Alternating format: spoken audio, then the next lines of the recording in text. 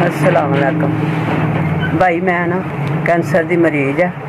मैं ना बड़ा इलाज करा रही है, मेरे को पैसा नहीं है।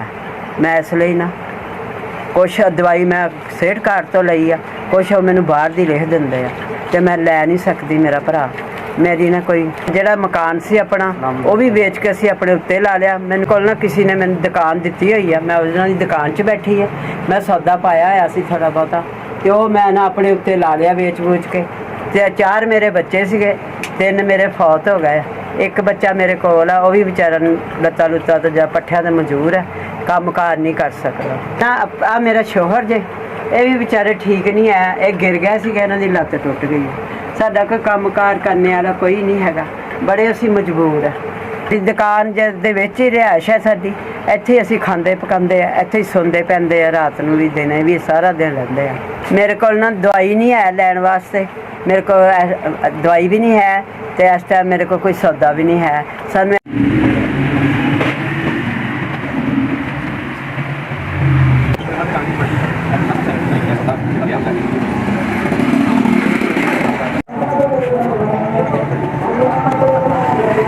सौदा कोई नहीं सी है। दूसरा रोज़ा है, अल्लाह ने बरकत पाई है।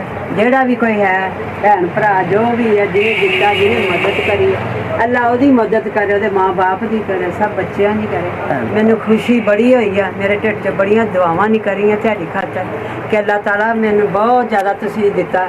10,000 का सौदा पा दिया, मेरी दुकान भर दी। इन्नी मदद की तुसां, तुहाडी अल्लाह तंदरुस्ती दे, मेरी दुकान भरेगी, मैं खुश हो गया। 10,000 का सौदा पाएगा अल्लाह तुहाडे भैन भरावां दी। जिस मां ने जन्म दिता तेनू उनकी भी अल्लाह खैर करे और तेरे बीवी बच्चों को अल्लाह तंदरुस्ती दे। SBS वालियां ने बहुत जिहड़ी तुसां पहुँचाई है साडे तक, अल्लाह तंदरुस्ती दे। साडी रौनक लग गई है, रोटी पानी साडा चल गया, असीं बड़े खुश होए हैं। अल्लाह तुहाडी जिंदगी करे, चलो कारोबार च बरकत पाए रब दा दे।